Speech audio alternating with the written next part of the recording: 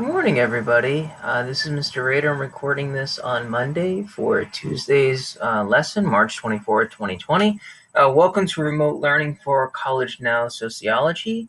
The way I'm going to try to present the information today is through both seeing me on the webcam and then also seeing both the PowerPoint and the lesson itself. So I'm going to start with the PowerPoint.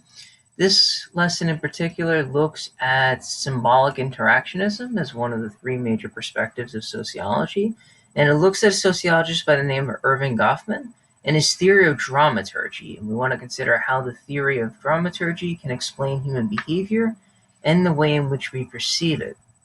I want to point out, and you've heard this probably in other classes, for the second marking period, while we're on remote learning, there will be no official homework. Keep in mind that all the work is done at home, though, so you will see two grades. You'll see an assessment grade and classwork grade. They are going to be graded 50% and 50%. So for the opening question, it's a quote from Shakespeare. I'd like you to read it and respond. He says, "The world is a stage." What might he mean by this?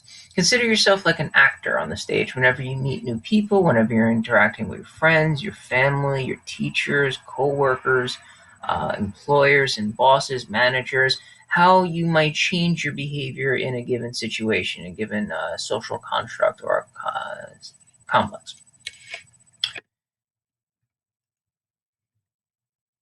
You're next going to read a quick section from Goffman's book, Presentation of Self in Everyday Life.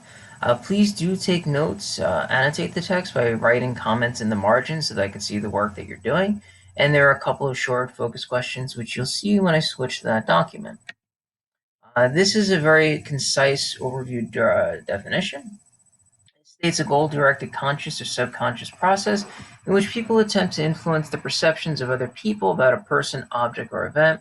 They do so by regulating, controlling their actions or information in social interactions. Consider how you might behave, how you might dress, how you might present yourself, what your posture might look like. For example, when you're interviewing for a job that you really want, compared to when you're hanging out with your friends on the baseball diamond, for example, or on the soccer field, the basketball court, when they eventually reopen. We want to look at some very clear examples and scenarios on how dramaturgy explains human behavior. You'll look at each excerpt, you'll note the underlying concepts of the theory. They'll be looking at expressions we give versus expressions given off. An easy way to consider that is that your very conscious expressions and then your unconscious bodily expressions you may not necessarily expect to be giving off. Then some clear scenarios. Read the scenario, look at the result of the interaction. Note which expressions are given and are given off. How does it lead to the result? There can be more than one correct answer for each of these scenarios.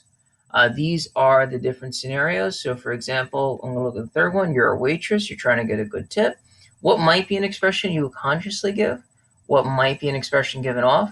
And the result says you're left a 10% tip. And in the United States, an acceptable minimum is about 15%. 20% is good. So keep in mind that obviously that the result is not what you were trying to get. Why might that have resulted based on the expressions given off? And then the summary, how is Goffman's theory of impression management a useful way for us to perceive human behavior? In the document itself, it's going to look like this, except instead of being a Microsoft Word, it will be in a Google Doc.